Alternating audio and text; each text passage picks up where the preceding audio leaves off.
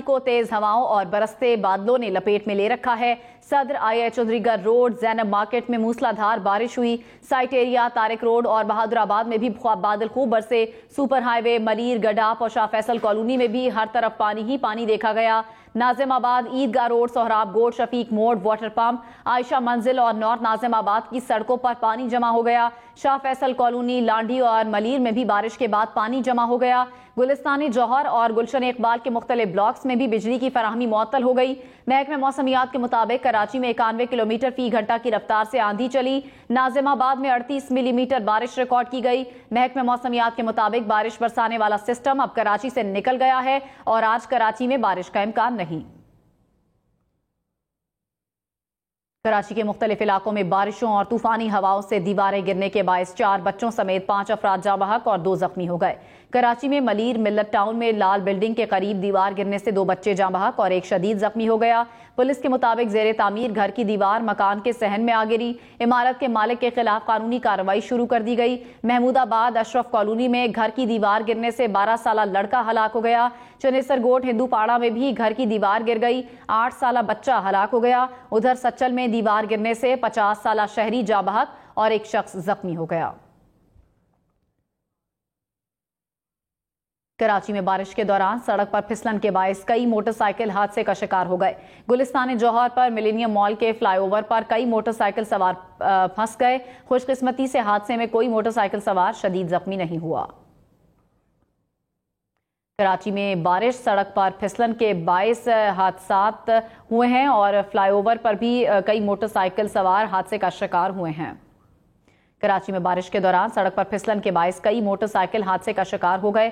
گلستان جوہر پر millennium مال کے fly over پر کئی motor cycle سوار پھنس گئے۔ خوش قسمتی سے حادثے میں کوئی موٹر سائیکل سوار شدید زخمی نہیں ہوا۔ کراچی میں بارشوں کے بعد نکاسی آب کا جائزہ لینے ایڈمنسٹریٹر کراچی مرتضی وہاب سڑکوں پر آ گئے۔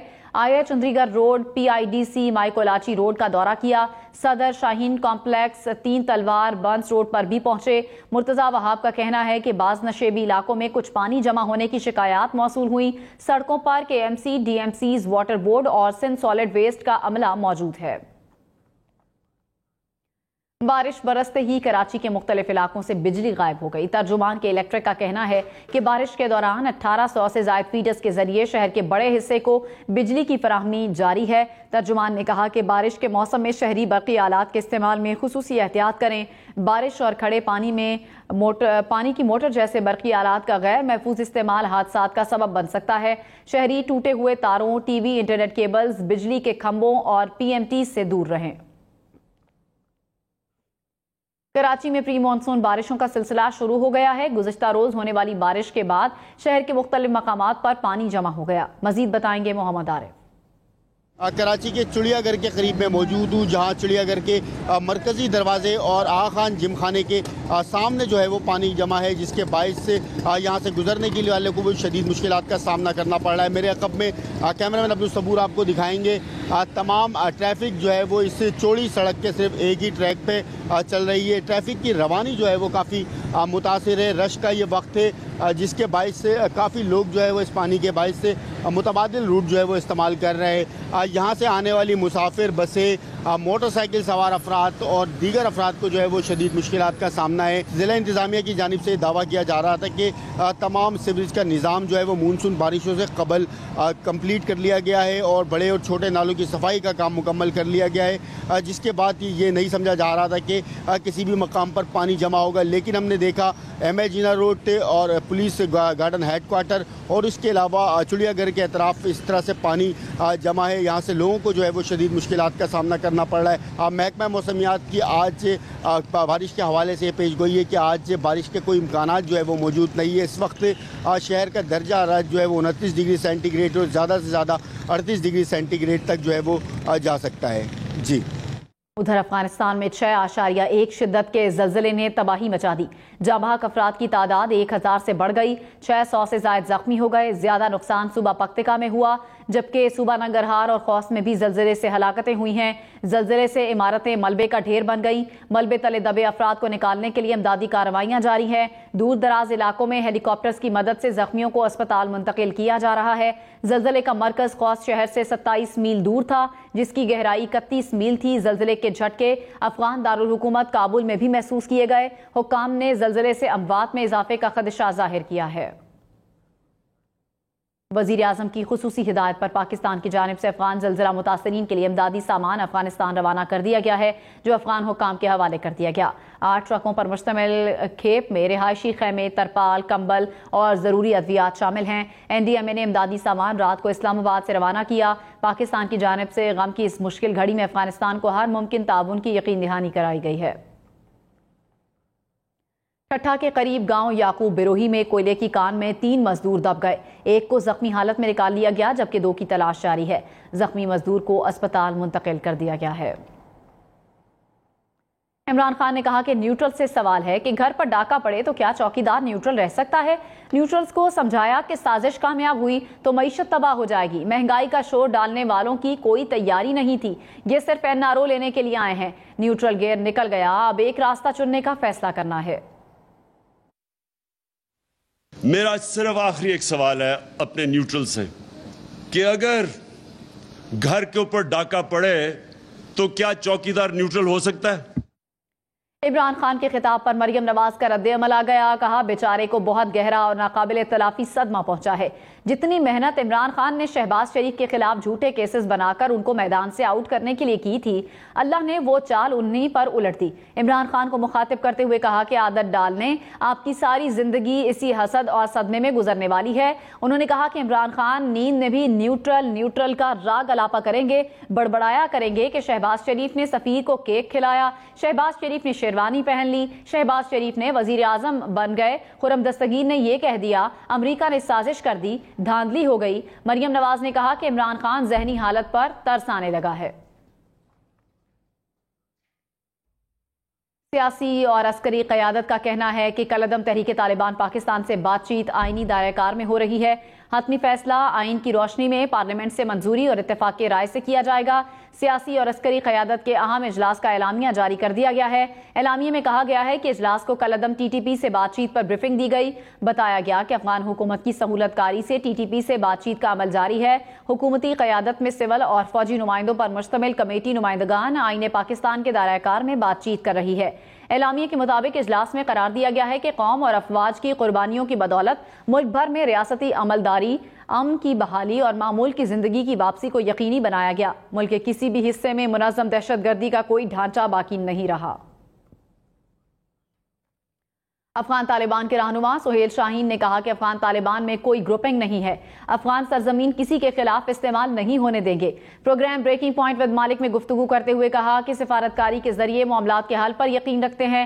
پڑوسیوں کے ساتھ امن کے لیے مذاکرات کا آغاز کیا۔ پروپیگنڈا ہو رہا تھا کہ ادھر میں فیکشنز ہے، رفٹس ہے، وہ غلط ثابت ہوا۔ ہماری پالیسی ہے اور پالیسی یہ ہے دوحہ ایگریمنٹ کی بنا پر کہ ہم افغانستان کے سرزمین کو کسی ملک کے خلاف استعمال ہونے نہیں دیں گے۔ جو بھی مسائل ہو اس کو ڈپلومیٹک چینل سے حل کرے، لیکن ویسے پالیسی بھی ہماری یہ ہے کہ ہم کسی کو اجازت نہیں دیں گے۔ کیا شہباز حکومت کے مشکل فیصلوں کا پھل ملنا شروع ہو گیا؟ IMF سے معاہدہ جلد ہونے کا امکان ہے۔ $1 ارب فوری ملیں گے۔ چین کی طرف سے بھی بڑا اعلان سامنے آ گیا۔ چینی بینکوں کے ساتھ $2 ارب 30 کروڑ قرض کا معاہدہ طے پا گیا۔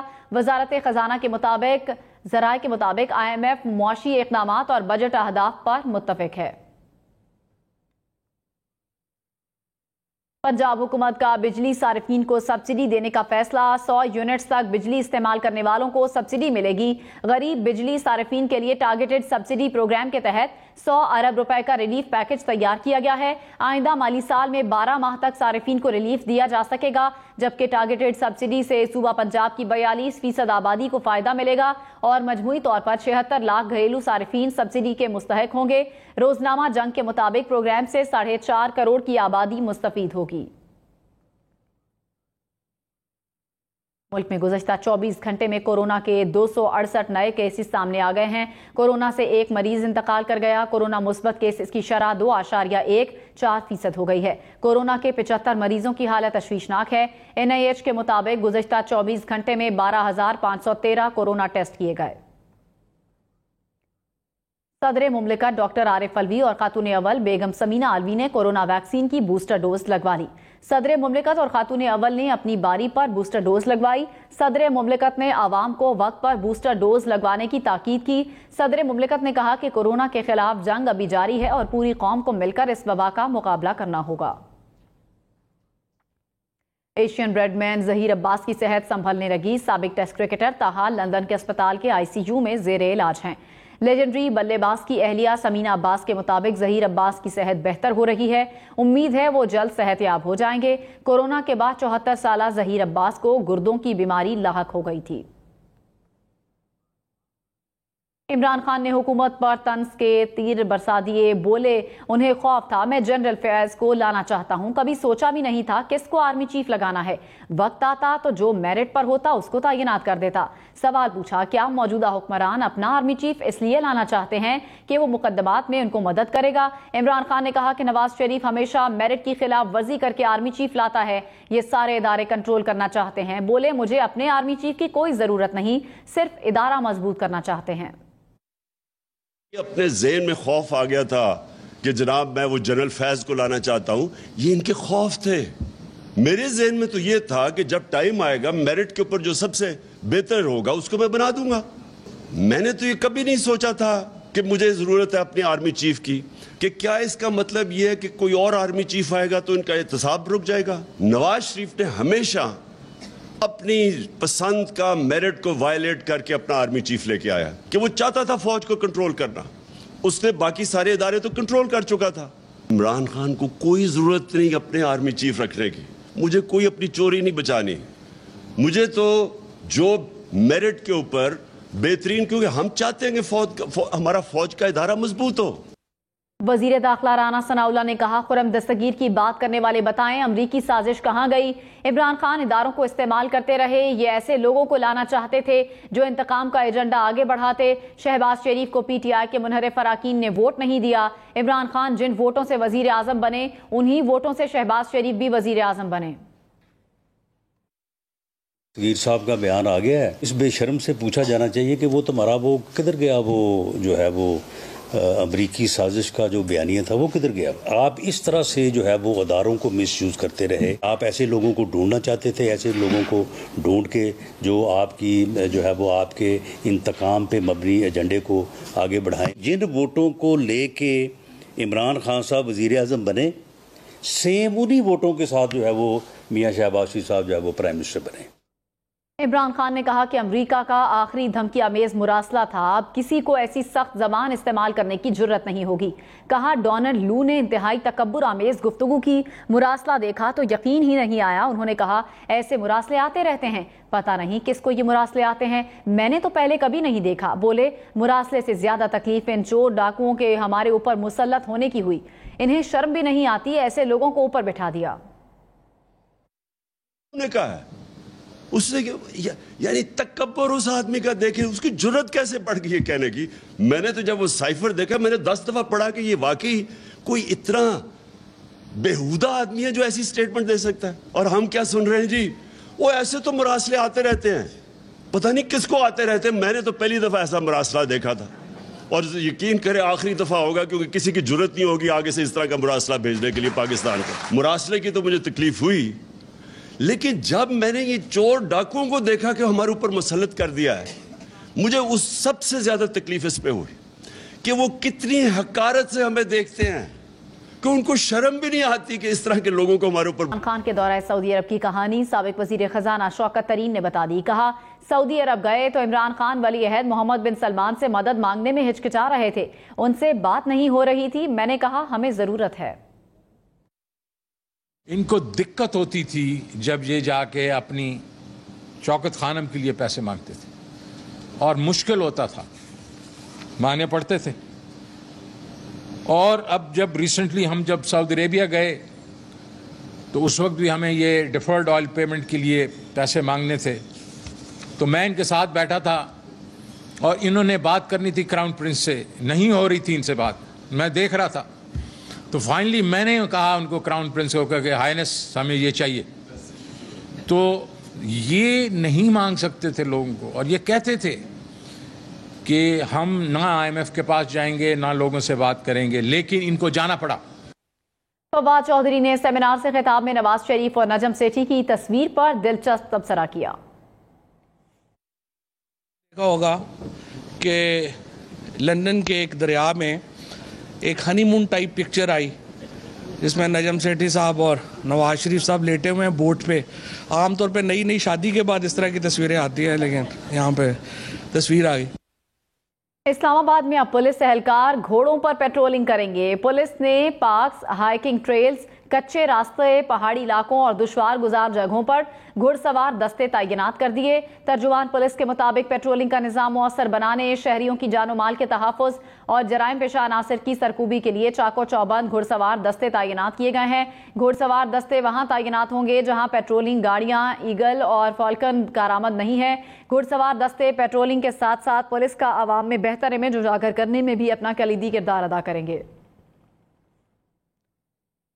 बैंक हफ्ते में 1 से 2 रोज घरों से काम करने की पॉलिसी वज़ा करें। दफातर शाम 7 बजे और 1 से कबल और इससे कबल बंद करने के गैर ज़रूरी आलात बंद कर दें। स्टेट बैंक ऑफ पाकिस्तान ने बिजली की बचत के लिए बैंकों को इक़दामात की हिदायत कर दी। हिदायतनामे में कहा गया है कि बैंक और मालियाती शोबा हुकूमत की तवानाई की बचत की मुहिम में अपना किरदार अदा करे। बिजली से रोशन होने वाले साइन बोर्ड तमाम वक्त बंद रखे जाएं। बैंक अपनी मीटिंग्स ऑनलाइन मुनाकिद करें और अंदरून बैरून मुल्क सफर महदूद करें। बैंकों का अमला आमदोरफ्त के लिए कारपोल का तरीका इख्तियार करें। वादी नीलम सरगन नूरी टॉप पर शदीद बर्फबारी की वजह से 6 खाना बदोश और 1500 से जायद बकरियां फंस गई हैं। डिजास्टर मैनेजमेंट अथॉरिटी के मुताबिक खाना बदोश बकरियों के रेवड़ समेत 2 रोज से फंसे हुए हैं।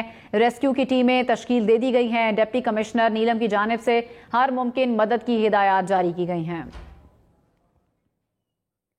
बलूचिस्तान में प्री मानसून बारिशों से तबाही के साथ सिब्बी में सैलाब के खतरात मंडलाने लगे।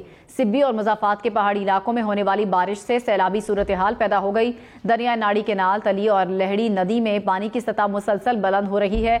जिले में मुमकिना सैलाब के खतरे के पेश नज़र दरिया नाड़ी केनाल के आसपास रहने वाले अफराद को महफूज मकामात पर मुंतकिल किया जा रहा है। बाजौर में बारिश के बाद मुख्तलिफ इलाकों में तुग़यानी और सैलाबी रैलें निकल आए। सैलाबी रैलों के बायस मुख्तलिफ इलाकों का ज़मीनी राब्ता मुनक़ता हो गया। तलबा बोर्ड इम्तिहानात से रह गए। वादी स्वात में 4 दिन शहरी इलाकों में बारिश और बालाई इलाकों में बर्फबारी के बाद मौसम साफ हो गया। इस वक्त हमारे नुमाइंदे शेरीज़ादा मलम जब्बा में मौजूद हैं। सूरत हाल उनसे जान लेते हैं। जी, इस वक्त मैं मलम जबा में मौजूद हूँ और मलम जबा में तकरीबन 3-4 दिन बारिश के बाद मौसम यहाँ पर काफ़ी खुशगवार हो गया है और बारिश थम गई है। इस वक्त हमारे साथ एक फैमिली मौजूद है, इनसे जानते हैं कि कैसा लगा आपको और कहाँ से आए आप? जी, हम कराची से आए हैं और माशाल्लाह से मौसम बहुत खुशगवार है और काफ़ी डेवलप कर दिया है अब तो मलम जबा।